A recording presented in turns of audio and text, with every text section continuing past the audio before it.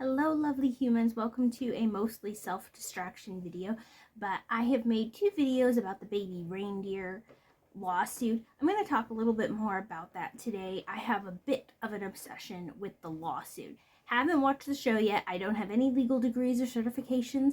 This is just my opinion, but I'm going to talk about what I think is going to happen if the defamation goes to court, how we got here. If you haven't seen those other videos or don't want to, you know what, that's on you, but we will do a recap, so let's get into that. So I will link to the videos I already made. I'm going to start off by correcting myself. I accidentally referred to Baby Reindeer as a docu-series, which is very, very different than the drama series that it is, which suggests, implies, or just flat out shows that this series is a work of fiction, despite the very first thing you see in it saying this is a true story. That's not the first time that element has been used in movies or series. Blair Witch Project, for instance, they had a whole website and campaign claiming to try to find the missing actors or people in the video, right? So even though that was there, and then if you go through the whole series, at the end in the credits, it says based on a true story. And since it is a drama series, again, fictionalized, dramatized, exaggerated for entertainment, and Richard Gadd, who is the producer, writer of the show, who is using the show to tell a story similar to what happened to him in real life when he was stalked by a woman he met at the bar he was working at. So Richard Gadd, and his character counterpart, Donnie, struggling stand-up comedian, working as a bartender, meets this woman who in the show is named Martha Scott. Martha and him kind of start sort of dating, have a little bit of an on-off relationship, but when she starts to be more crazy, Donnie, aka Richard Gadd, starts to back off, wants to end it with her, and she is obsessed. Martha becomes absolutely unhinged with stalking and harassing. Thousands of emails, tweets, hundreds of letters, constantly, every day, and physical, real-life stalking, waiting for him outside of his house, heckling him at every show he goes to, calling him names, shouting at him every day, and even going as far as having physical abuse and SA that escalates and escalates. And then, spoiler alert, at the very end of the series, Martha, the character, is charged and sentenced to prison for her harassment and stalking of Donnie and his family. But as we all know, there's a defamation lawsuit that highly intrigues me.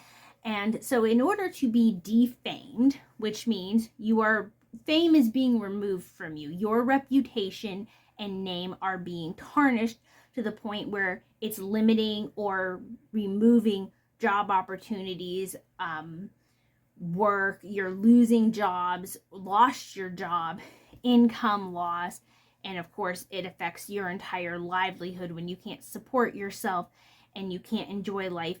Financial struggles are massively associated with mental pain, and it's because the rumors or associations with your name, somebody claiming that you, they, them, me, are a stalker, or in this case, the real life Martha Scott, which I'm confused about whether she initially came out and claimed it because of the lawsuit, or because she's had the lawsuit, went on an interview on Piers Morgan, pronounced it correctly this time, I hope, and she's still in the middle of that. I have tried to look up updates about this, and it's just that if nobody's settling, there haven't been any other released documents that I could find.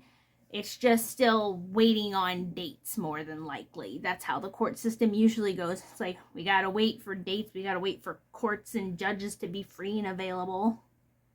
And the woman who claims or has been accused of being the real-life Martha Scott, Fiona Harvey, is suing Netflix for defamation, saying that the affiliation of her with this Martha Scott stalker character has caused her income loss, financial pain, and a tarnished reputation. They have defamed her.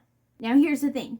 Defamation can only happen if the things are true. But Netflix and Richard Gadd, I have a hair, hold on, pardon me, have claimed that there were parts of the story that just because you have to do that for entertainment, where it's like it was based on a true story, many of the events, the stalking and the harassment did happen from Harvey or Martha Scott to Richard Gadd, and that some of it has been exaggerated. He being Richard Gadd, specifically has claimed in multiple outlets that the exaggerations have come at the climax, at the ending, because Fiona Harvey has said in her interview that she didn't send him thousands of emails or hundreds of voicemails, tweets, and all those other interactions, that she didn't even have his number, much less called him daily and left hundreds of hours of voicemails, etc.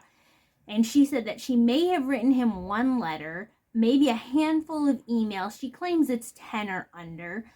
And that she did tweet him a few times because she didn't know of who he was. She met him a handful of times at the bar called the Holy Arms Bar in real life. And that she knew he was a comedian. And that she had gone to maybe one show, but she didn't heckle him. And one of the main things that Fiona Harvey was upset about was that she never went to jail. She was never charged.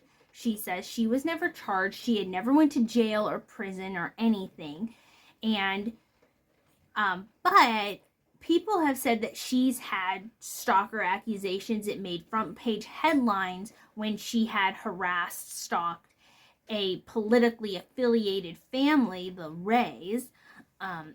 Laura Ray had made an interview with Piers Morgan as well, to give her side. And Laura Ray is a lawyer who once hired Fiona Harvey and had fired her due to Fiona Harvey's behavioral misconduct.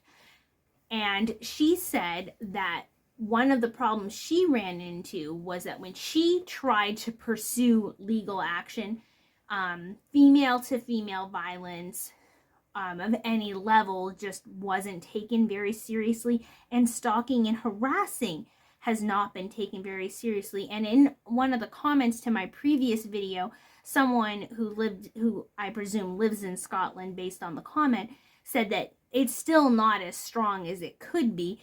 And so when Laura Ray tried to do something about Fiona's stalking, the most she could do was get something called an interject. And I'll put the full name down here because I forget the exact name at this moment. But Laura Ray legally did file this against her, which is basically a restraining order. Sorry, it's on the tip of my tongue. And so it was a low-key restraining order that was put against her, and that pretty much ended the problems. And it was only supposed to be, or it was legally in place for a year and a day. And if Fiona Harvey would have come back after that and kept going, then she could have reapplied for another one. But Fiona Harvey either didn't understand how long the thing lasted for, or she just moved on with her life and possibly on to another victims. Allegedly. Now for Richard Gadd's part, he said that because they really had started off kind of mutually-ish sort of dating, feeling each other out, and that he had led her on a little bit, and that he had never, and I forget which outlet it is, but he had claimed that he never wanted Fiona Harvey or Martha to go to jail or to be charged. He really just wanted her to leave him alone, and that both of them added to the mix and that they just weren't good together, and that he really just went to the police to try to like get her to back off, and that was where the climactic dramatization of the show came in, where he never wanted her charged, but they had to have a big ending. You know, they needed to have that boom for the entertainment factor. And so it was like, well, if it's fictionalized, but people are associated with a real person, it's tarnishing her reputation. But if it's not real and it never happened, and he claims that afterwards he has claimed that it's really not Fiona Harvey, that other people are associating that and that she's claiming that herself, he didn't, and that they changed her name, but the build and characterizations of Martha Scott have repeatedly been compared to Fiona Harvey. Like, yeah, that's one for one who it's supposed to be. Laura Ray said that she was able to identify who that was supposed to be very quickly. And trust and believe, when you watch if you watch the Piers Morgan interview with Fiona Harvey, she loathes and despises being compared to Martha Scott. She can't stand it. She's constantly going, she doesn't sound like me. I don't think she looks like me. What, so she has a Scottish accent? Big deal. It's like, okay, well, if you don't think that's supposed to be you and it's not accurately representing you, then are you really going to be able to bring the defamation about it? So let's get into some opinions of how this lawsuit's going to play out in a jury trial. So first of all, it's going to be a whole lot of fun to watch them try to find a jury. This has been a #1 series in multiple parts of the world. It's very popular. 9 of 11 Emmy nominations and awards. And so it's a really big deal. So it's going to be fun to find a jury that has never heard of or indulged in baby reindeer, that they can give a objective opinion or view of the case. And ultimately, what I think it's going to come down to in a jury trial, which if it is streamed, I hope it is. I want to watch so badly. I haven't watched the series wholly. I've looked up clips here and there, but I really want to watch the trial if it goes down. I care about justice. And what it's going to come down to, in my personal uncertified opinion, is the receipts. Because Netflix and Richard Gadd have claimed that Martha/Fiona Harvey have sent 41,000 emails, 300 something voicemails, multiple phone calls, hundreds of tweets, and hundreds of handwritten letters. Fiona Harvey, on the other hand, said that she maybe sent 10 emails, if that there was one letter, and that she never had his phone number, so she never called him, texted him, or left any voicemails whatsoever, and that she's only tweeted him a few times congratulating him for his shows that he did have. And those are very huge discrepancies. 41,000 emails versus maybe 10 is crazy. So it's going to depend on who can bring the receipts, because this is all going to be in discovery. And both sides are going to have to share that information with each other. Netflix, if they can bring the goods, if they're like, look, here's this connected to her IP address at the time, this is her number, or because in the interview, Fiona Harvey claims to have had 6 emails and 4 personal phones. And the emails are all personal emails. That she currently only has 1, but she used to maintain 6. 6 personal emails and 4 personal phones? That's a lot. That's crazy. I couldn't deal with that. I barely deal with my 1 email. And it's mostly just advertisements. Because she said that it's easier for her to have some people on one phone, some family members on another, etc. Okay, I guess if that's how your brain is organized. But if any of those numbers that were billed and affiliated with you are connected to these 300 voicemails, and people know what she sounds like, and they're going to be able to come up, and she's like, oh, I never called him. I don't have any voicemails. If he has a recording of my voice, it's because I was recorded when I was at the bar. I don't know about all of you, but to me, again, untrained in all of these things, that seems sus to me, because I'm pretty sure even I would be able to tell the difference between a voicemail and someone being recorded at a bar. Like, don't get me wrong, I've been a bartender before. I've had slow bar days where it was just me and one other person chit-chatting. So I'm not saying that it's impossible, but it's going to sound very different having a conversation versus a voicemail. Because a voicemail is one way, right? It's one person on the phone sending a message to another person. There isn't any back and forth. And Richard Gadd and Netflix have said that some of the messages, etc., that were used in the show were from Richard Gadd's real life, real stuff that he had, and that he claims he has kept the voicemails and at least a good chunk of those 41,000 emails. And of course, you can always go back and look up tweets from whenever. And that's why I'm saying that whoever can bring the goods, that's where that trial's going to lean to. Because if Netflix and Richard Gadd are over here saying these hundreds and thousands of interactions, but they're not able to bring the receipts, it's going to lean in Harvey's direction, where it's like, maybe some of the tweets or emails weren't flattering or maybe weren't nice to Richard Gadd, but if there's only a small handful of them, like collectively, I think you're going to have, or they're going to have, a much harder time convincing a jury or anybody else that Fiona Harvey really was doing all these stalking, harassing, intimidation tactic things. However, on the complete other side of that coin, if let us dump these 41,000 emails, here's all of them, the IP addresses linked to her, billed to her, etc., then Fiona Harvey's going to be the one with the hard time, because I think the only leg you have to stand on, if they're able to bring those receipts, is for her to go, I think that they're fraudulent. But it's like, how did we fraudulentize your IP address? How is it fraudulent of us that these came from your phone that you currently own or have owned?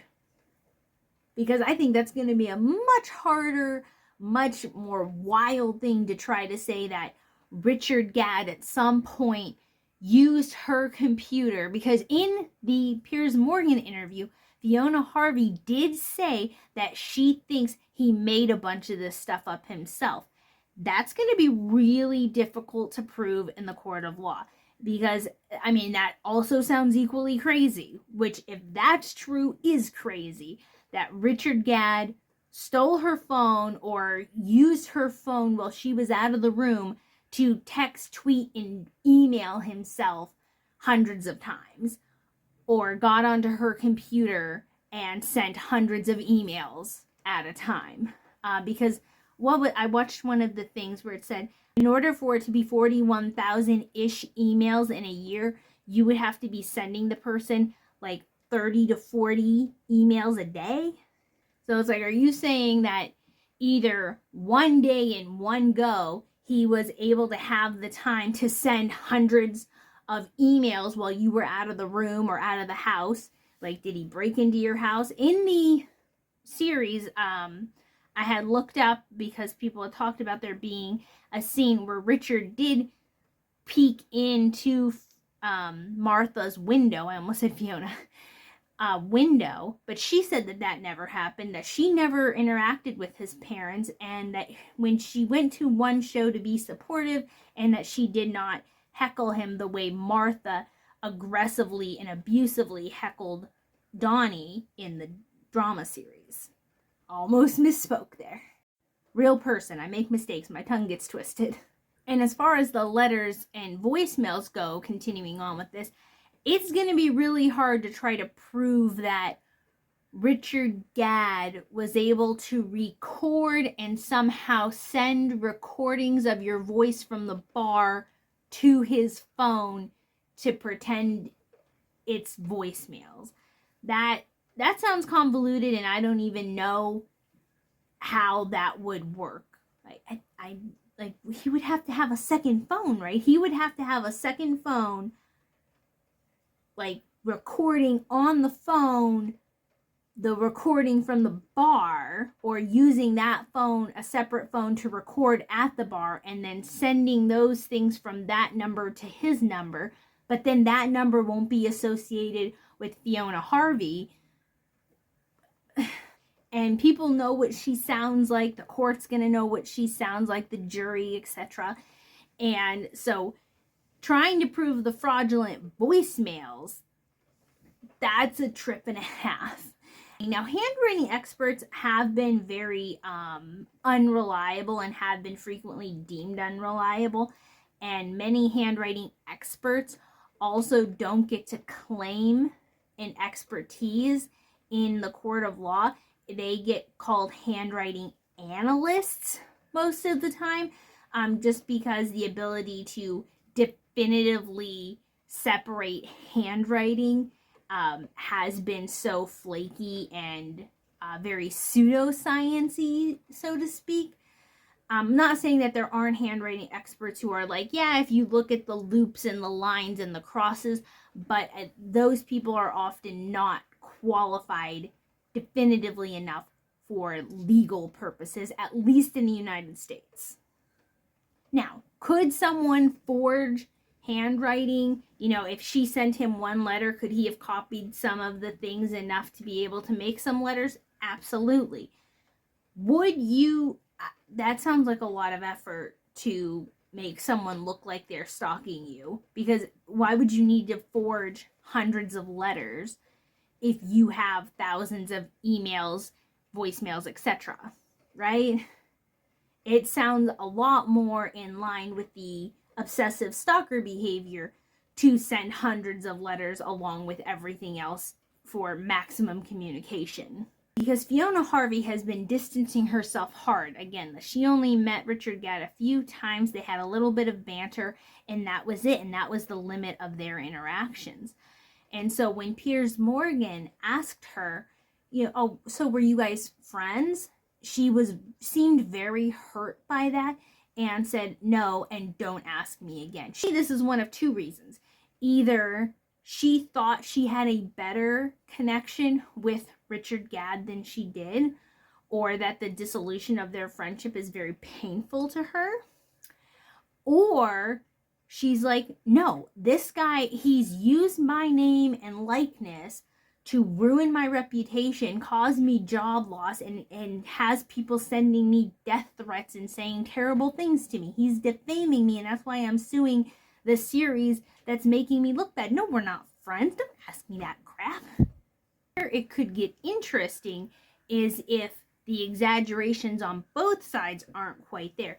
If there's a really large amount of voicemails, emails, letters, etc., but not as few as Fiona claims, but it's going to come down to context. If it's like, listen, it was actually, because even if in a year she personally sent, say, 5,000 emails, to me that's still a lot.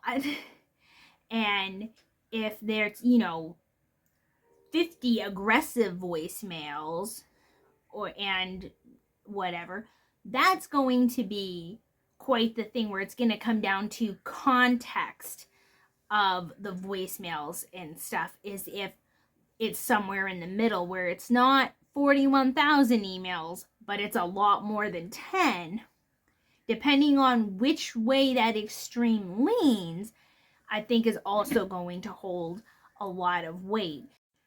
So tell me what you think. Where are you leaning? Have you watched the interviews? Have you watched Baby Reindeer?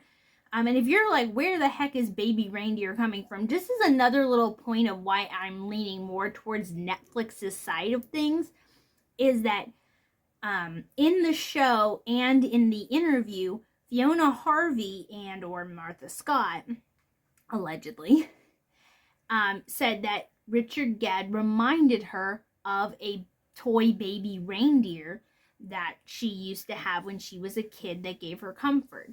And she said that she was just banter talking to Richard Gadd at the bar. And I'm like, yeah, childhood whimsical toys is absolutely something you casually say to your random, only met a handful of times bartender. Not.